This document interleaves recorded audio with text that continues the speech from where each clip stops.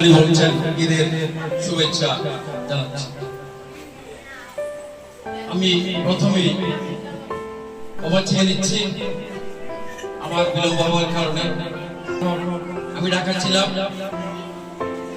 সকাল 10টায় গাড়িতে উঠছি, কিন্তু বিভিন্ন কারণে দেরি হয়ে যাওয়াতে বিলম্ব হয়েছে। আর পাশাপাশি আজকের এই সুন্দর যে অনুষ্ঠান সেটা লঘু সামলাতে পারিনি আমি, যার জন্য কি করেছি ডাক থেকে আমি এসেছি আমি জানি না। যা হোক, সকলকে আবার ধন্যবাদ জানাচ্ছি এতক্ষণ পর্যন্ত অপেক্ষা করার জন্য। প্রিয় উপস্থিতি, আজকে পটিয়া বিজনেস প্ল্যাটফর্ম কর্তৃক আয়োজিত এই মনোরম সন্ধ্যার এই সুন্দর একটি পরিবেশের এই অনুষ্ঠানে আমি উপস্থিত হতে পেরে নিজেকে অত্যন্ত গৌরবান্বিত মনে করছি এবং ধন্য মনে করছি। আমাদের এই পটিয়া একটি ঐতিহ্যবাহী পটিয়া। এই পটিয়ার অনেক ইতিহাস ঐতিহ্য রয়েছে, কিন্তু বিভিন্ন কারণে আজকে এই পটিয়া তার গৌরব হারাতে বসেছে। আমি অত্যন্ত আনন্দিত হয়েছি আজকের এই উদ্যোগ থেকে। যারা এই উদ্যোগ গ্রহণ করেছেন তাদেরকে আমি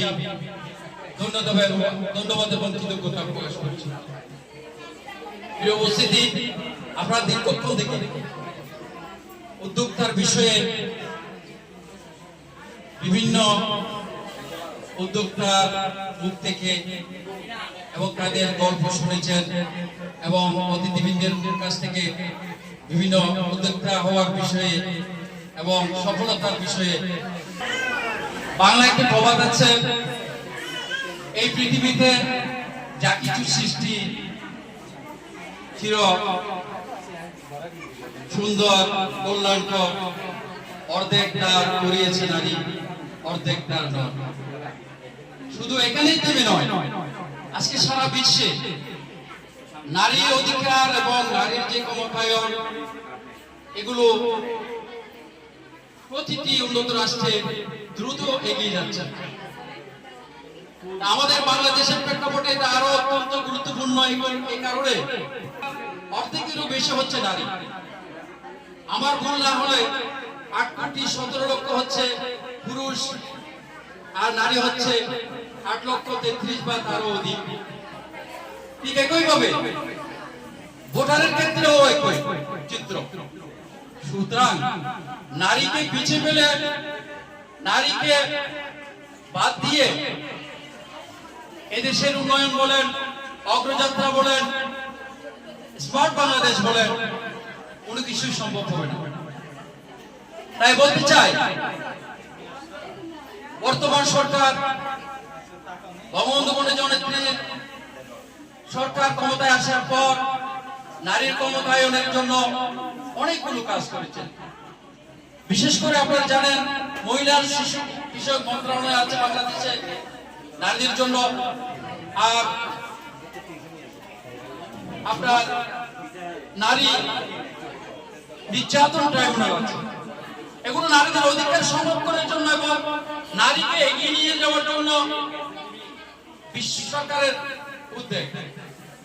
বলতে চাই, এই দেশে মাননীয় প্রধানমন্ত্রী হচ্ছেন একজন নারী, বিরোধী দলনেত্রী তিনিও নারী। আপনার নারীরা আজকে অনেক মন্ত্রণালয়ের নারী মন্ত্রী আছেন। আমাদের চট্টগ্রামের গৌরব অর্থ প্রতিমন্ত্রী,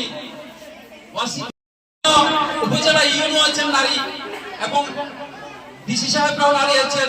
পুলিশ কমিশনার থেকে শুরু করে বাংলাদেশের বিভিন্ন পর্যায়ে আজকে নারীরা এগিয়ে যাচ্ছেন। শত প্রতিকূলতা, প্রতিবন্ধকতা থাকা সত্ত্বেও তারা থেমে নেই। আজকে শিক্ষার হার দেখেন,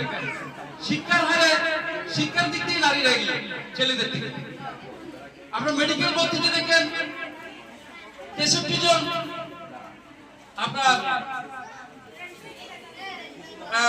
ছাত্রী, আর 33 জন হচ্ছে, 37 জন হচ্ছে 100 জন 37 জন হচ্ছে মাত্র আপনার ছাত্র। বিভিন্ন পরিসংখ্যান দেখলে আপনারা বুঝতে পারবেন, সহজেই বুঝতে পারবেন যে নারীরা এখন পিছিয়ে নেই, নারীরা সব ক্ষেত্রে এগিয়ে যাচ্ছে। আমাদের আজকের বিষয় হচ্ছে আপনার উদ্যোক্তা, নারী উদ্যোক্তা। এটা অত্যন্ত স্পর্শকাতর বিষয়। এটা আমাদের বাংলাদেশের জন্য তথা এই পটিয়ার জন্য অত্যন্ত একটি গুরুত্বপূর্ণ বিষয়। যারা আজকের এই আয়োজন, আমি তাদেরকে আবার ধন্যবাদ জানাচ্ছি। এরকম একটা গুরুত্বপূর্ণ বিষয় নিয়ে তারা আজকে এই আলোচনা এবং সমাবেশের আয়োজন করেছে। প্রিয় উপস্থিতি, আপনাদের আর ধৈর্য ছুটি করাবো না। আমি বলতে চাই, আমাদের এই পটিয়া একসময় মহকুমা ছিল। বাংলাদেশের 22টি মহকুমার মধ্যে 21টি মহকুমা জেলায় উন্নীত হলেও কি কারণে আমরা জেলায় উন্নীত হতে পারি না? বাংলাদেশের মধ্যে একমাত্র মহকুমা যেটা জেলা হয়নি, সেটা হলো পটিয়া। এটা আমাদের জন্য অত্যন্ত দুর্ভাগ্যের বিষয়। তাই বলতে চাই, আজকের এই প্রেক্ষাপটে আসুন, আপনারা সর্বক্ষেত্রে অবদান রাখতে হবে আপনাদেরকে। এই যে মহকুমা পটিয়াকে জেলা করার বিষয়ে আপনাদেরকে মাথায় নিতে হবে, কারণ আপনারা বিভিন্ন ক্ষেত্রে এগিয়ে আছেন। আর এখানে ব্যবসা বাণিজ্যের ক্ষেত্রে নারীরা আন্তর্জাতিকভাবে এবং দেশীয়ভাবে তারা পিছিয়ে নেই। তারা আজকে বাংলাদেশের মধ্যে নাম করা অনেকে আজকে সফলতা তার প্রান্তে পৌঁছে গেছেন। তারা হচ্ছেন নারী উদ্যোক্তা। আপনারা আমার থেকেও বেশি জানেন যারা এই বিষয়ে আপনারা কাজ করছেন বিভিন্নভাবে। এখানে আফসার ভাই আমার পূর্ববর্তী বক্তা, আমার পিতা, উনিও নারী উদ্যোক্তার ব্যাপারে, সফলতার ব্যাপারে বিভিন্ন নির্দেশনামূলক এবং উৎসাহমূলক বক্তব্য রেখেছেন। আমি ওনার বক্তব্য কিছুটা শুনেছি, যার যে বক্তব্য থেকে আপনার অনেক কিছু শিকার আছে এবং উৎসাহ পাওয়া আছে। তাই কথা না বাড়িয়ে আপনাদের সকলকে এতক্ষণ পর্যন্ত, দীর্ঘক্ষণ পর্যন্ত আপনারা যে অপেক্ষা করছেন,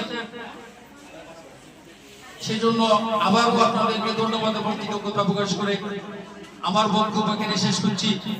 জয় বাংলা, জয় বঙ্গবন্ধু, বাংলাদেশ। সকলকে ধন্যবাদ।